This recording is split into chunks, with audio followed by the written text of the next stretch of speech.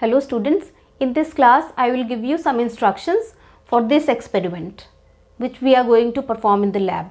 Alright, so the experiment is verify Lambert's-Beer law and determine the concentration of copper sulfate, KMnO4 or K2Cr2O7 in a solution of unknown concentration.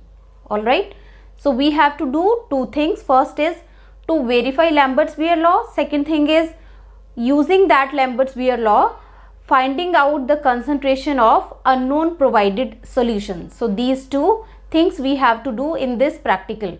So these are requirements. We need colorimeter. We will be doing this using colorimeter. 50 ml pipettes, 2 burettes, standard solutions of copper sulfate, KMnO4 and K2Cr2O7, and the solvent in which these solutions are made, standard solutions are made. So for copper sulfate and KMnO4 we use water as solvent, and for K2Cr2O7 we use H2SO4, 1 molar H2SO4 as a solvent. Now comes question, why? Because copper sulfate and KMnO4 doesn't go any chemical change when we dissolve them into water, but potassium dichromate, when I dissolve it into water, it gives chromatines, or I must say it gets ionized. When it gets ionized, it means the product is something different from this compound, and then that product which is being formed in water will not be obeying Lambert's-Beer law. So we must use some solvent in which this compound remain as it is and it obeys Lambert's-Beer law. And one more thing, colorimeter we use for colored solutions only. Now let's see how to proceed for the experiment. Before performing experiment, let us understand what is Lambert's-Beer law. This law was actually given by Lambert, and further equation was modified by Beers. So we call it Lambert's-Beer law.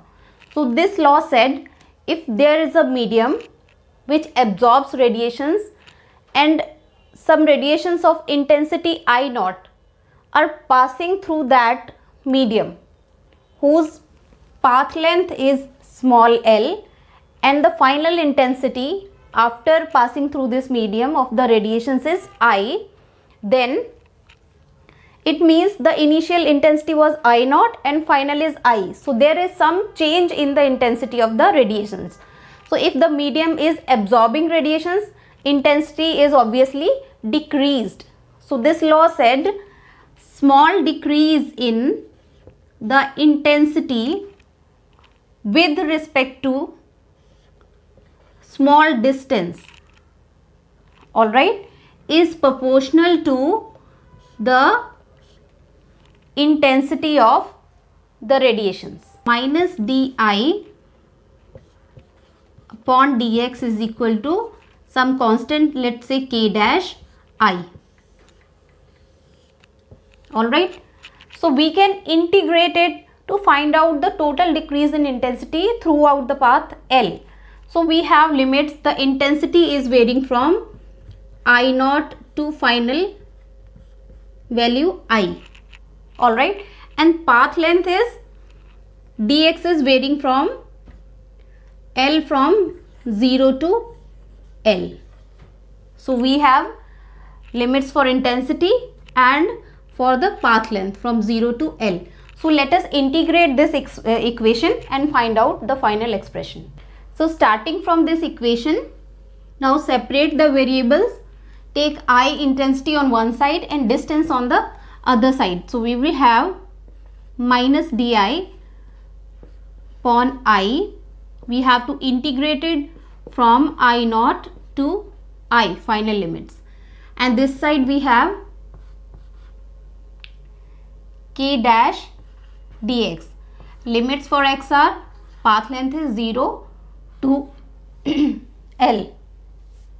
Alright, so after integration this side we will have, we can take this negative sign over here. After integration we have natural log of I, limits are I naught to I. this side we have minus x 0 to L. Alright, so this will be natural log of I minus natural log of I naught is equal to minus L, or we can say natural log of I divided by I naught. Combine these two terms is equal to minus L. We had K dash also here, K dash and K dash. It's a constant.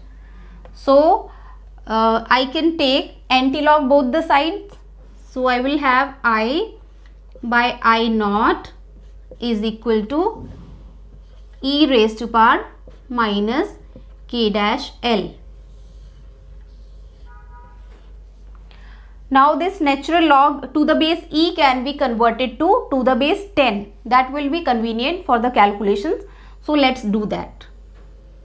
If I convert to the base e to the base 10, the constant value will change this, and the relation between two constants will be new k will be equal to K dash into 2.303. Alright. So I call it K, and the final expression will be I upon I naught is equal to 10 raised to power minus K L.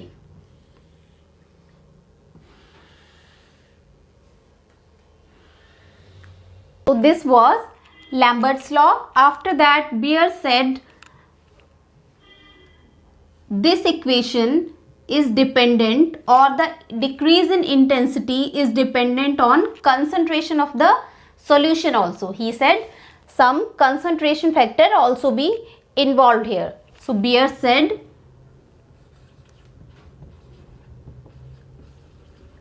Beer's law said this decrease in intensity minus di upon dx has to be proportional to intensity of the radiations and the concentration of the solution as well. So if I introduce C over here in all the expressions, we will have this expression. So this combined law is Lambert's-Beer law.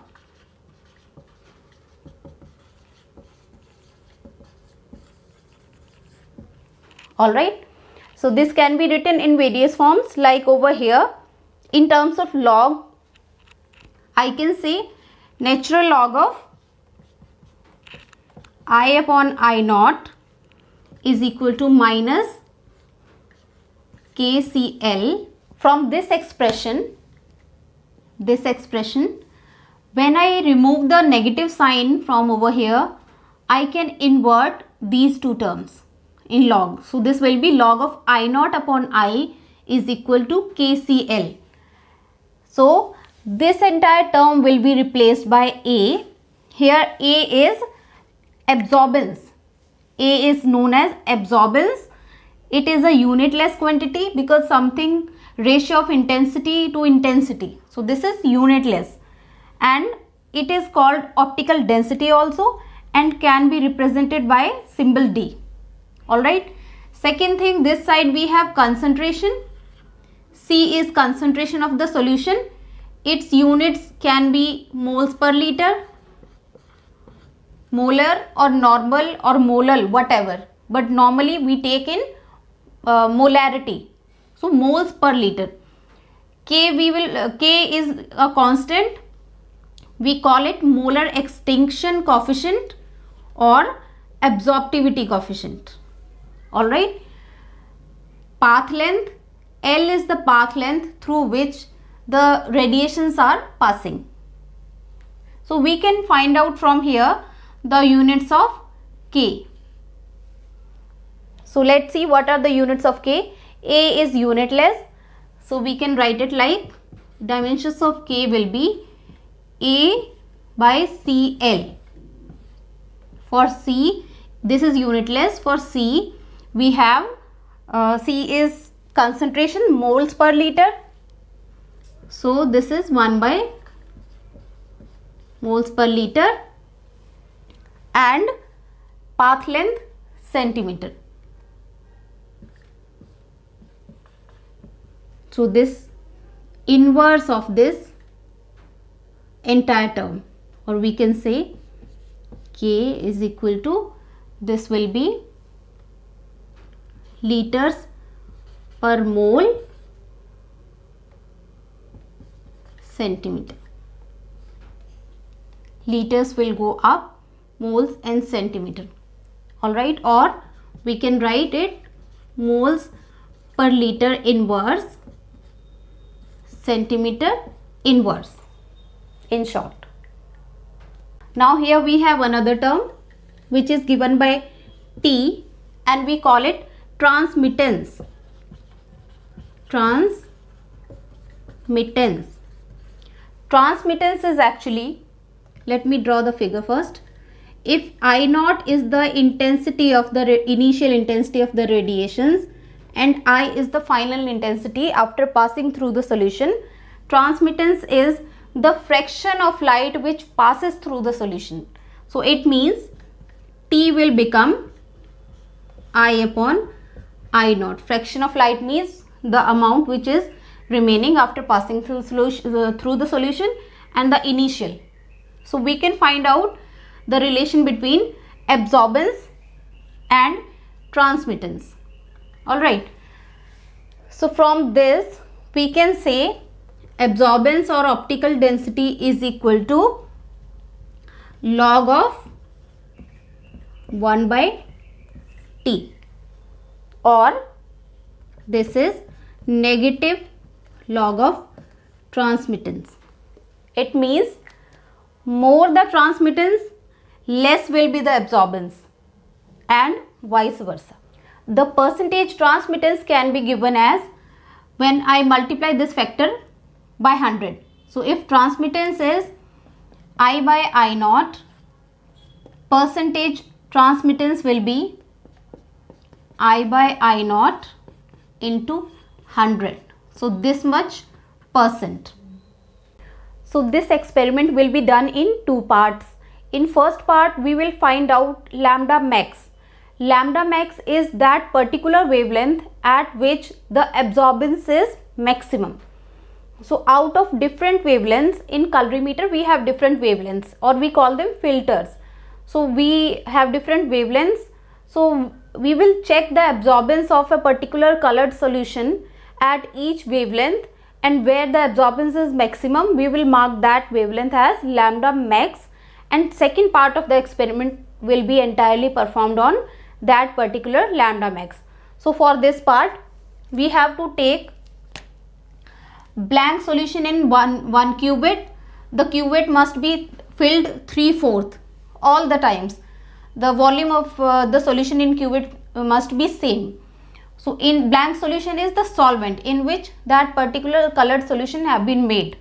Second thing is you have to take the colored solution in second cuvette. Alright. So how to find out lambda max?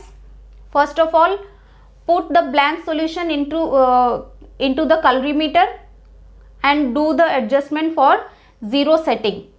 Zero setting means we will make the adjustment so that the absorbance for that solvent is coming out to be 0, so that the entire absorbance will be only because of solute. So with the solvent or with the blank solution we will do zero settings first in each case.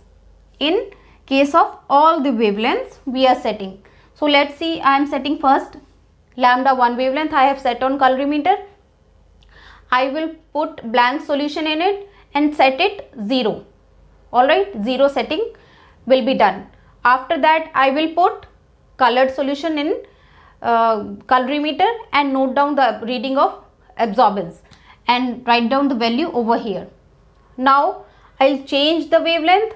Again I will do 0 setting with the blank solution and then find out the absorbance using the colored solution. For second wavelength absorb, let's say it is A2.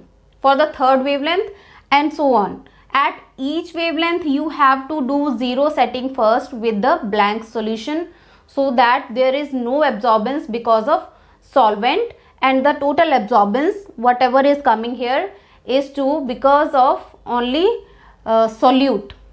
All right, now you have to plot these two things. This lambda is nanometer in the colorimeters we normally use in our lab. So we have to plot absorbance versus lambda. Here we are saying absorbance is will be on independent axis and x will be on dependent x axis. So let's say lambda here and we have absorbance here. So as I plot these points, we will get different values of absorbances for different lambdas. So the value which is at the peak or the highest value where the absorbance is highest, I will mark this lambda as our lambda max. Means this is the wavelength where the absorbance is coming out to be maximum. This is absorbance corresponding to lambda max. Now we will fix this lambda max into colorimeter, and the second part of the experiment will be entirely performed on this lambda max only. So let's see what to do in the second part. So in second part we will prepare 10 different solutions of different concentrations of the colored solution. Now how to prepare?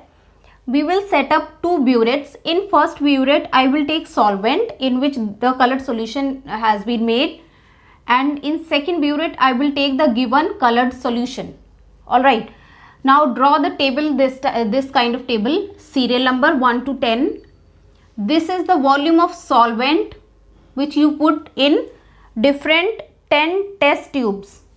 Alright, so in first test tube solvent will be 0 ml and the colored solution, this is the volume of colored solution, 10 ml colored solution in first test tube from the burettes. Alright, so you will add 0 ml of solvent and 10 ml of colored solution in first. In second test tube you will add 1 ml of the solvent, 9 ml of colored solution. In third 2 plus 8, 3 plus 7 and so on. You will prepare 10 different solutions of different concentration. As the solution, the concentration of colored solution vary, the color intensity of the color in all the test tubes will also vary and their absorbance will also be different. Now let's see here. In first solution you have 10 ml of the given solution. Its concentration is already known to you because it is already provided. In second solution you have diluted it because you are taking 9 ml of colored solution and 1 ml of solvent. So total volume of the solution is 10 ml, but the initial volume was 9 ml and you are doing dilution with the help of solvent. So you have to find out the concentration of the final solution using normality equation. I'll tell you how.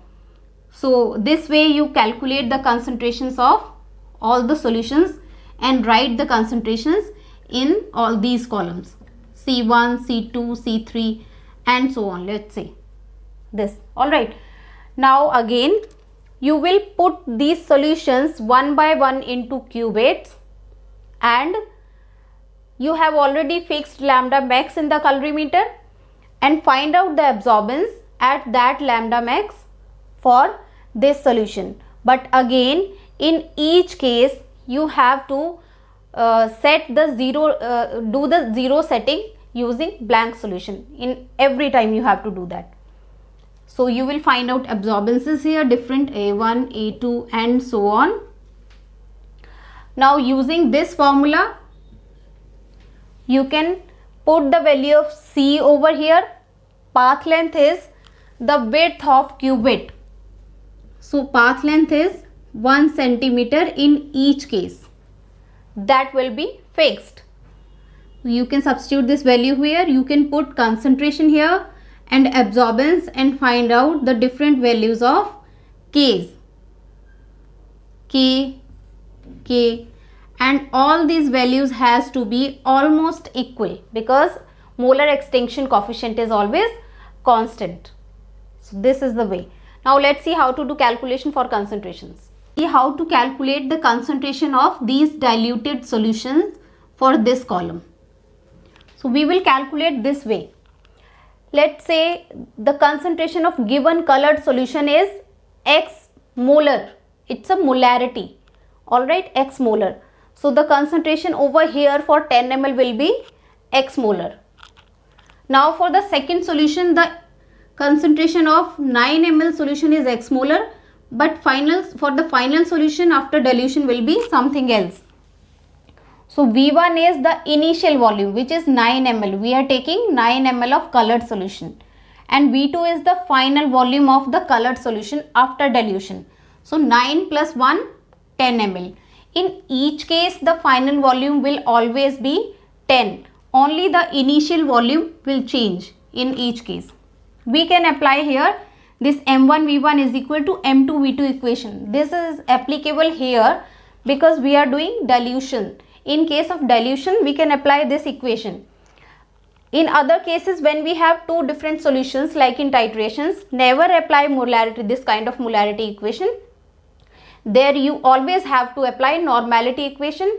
So you can convert molarity into normality and then apply. But here, because we are doing dilution, so N factor will be same on both the sides. That is why I have applied this molarity condition. So M1 is the given molarity, V1 is the given volume, the initial volume taken, M2 is the concentration of the final diluted solution which we have to find out, M2 we have to find out, and V2 is the final volume of the solution. So M1 over here is X, V1 is 9 ml, M2 we have to find out, and V2 is 10. So this is general formula. M2 is equal to X into 9 by 10. Alright. So keep on changing the value of this initial volume, the initial volume taken. So you can keep on changing this initial volume and you will get different concentrations for all different solutions. In this formula, you can put the value of, here I must write here V1 only. So V1. So given concentration of the solution will be provided to you. V1 is, in first case it is 10. So 10 cancel out, concentration will be the initial concentration. In second case, here you will put 9. So concentration will decrease. Again you will put 8 and calculated concentration will be something different. And this way you can keep on changing these values of V1 over here and get the concentration values C1, C2, C3 and so on over here. This way you can calculate the concentrations. Once you get the readings of all the absorbances and you have different calculation for concentrations, you can plot the concentration versus absorbance this way. From this equation, we can compare this equation with y is equal to mx plus c. So here we have intercept is equal to 0. It means the graph will pass through 0 origin, and mx plus c, x over here is concentration, L is already constant. So mx will be, x here is equivalent to this small c, this c. Alright, and L is constant, M will be is equal to KL which is a constant. So from this graph we can draw the different points. You will get some curve like this. You can join it, pass through origin. So slope here will be M, which is equal to KL. Alright, so you can find out the value of K from here. That will be M by L. So you have K from the graph and you have different K from that experimental value also from the calculations. So you have two different Ks. Alright, what passes through origin? So this was the first part. Now in the next part we have to find out the concentration of unknown solution. That is very simple. take that unknown solution into qubit. Note down its absorbance, whatever it is coming out to be. All right, take that solution, do the zero setting with the blank solution and find out the value of absorbance. Now on the absorbance axis, mark that absorbance, whatever you are finding out for the unknown solution. Extend this line parallel to this concentration axis where it intersects, and now take this to concentration axis. So this will be the concentration of your unknown solution. So this way you can find out the concentration of your unknown solution. In the result, you have to report, you will report the concentration of unknown solution,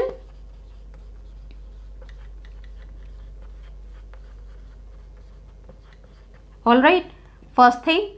Second thing, value of molar extinction coefficient from the graph and average value of molar extinction coefficient from the table. So these three things you have to report in your practical file. The graphs should be well labeled. You have to write down x and y axis scales over here. Put the heading properly on the graph, for which the graph is absorbance versus concentration, like this. All right, so it